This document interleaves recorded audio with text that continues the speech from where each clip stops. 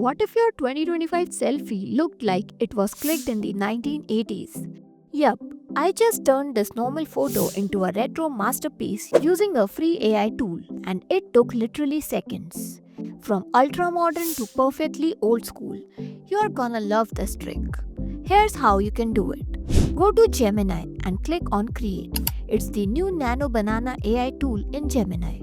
Upload your photo, any selfie or portrait would work. Now, type in this prompt.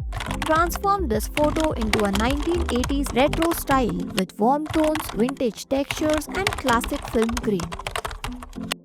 When done, hit submit.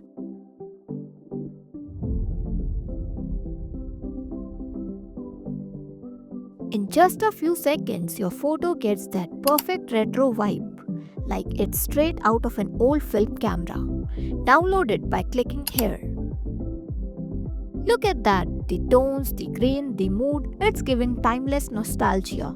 And no Photoshop, no editing skills, just Nano Banana doing its magic. So if you love that vintage aesthetic, do try this out. And don't forget to like, subscribe and hit that notification bell for more such content. Thanks for watching.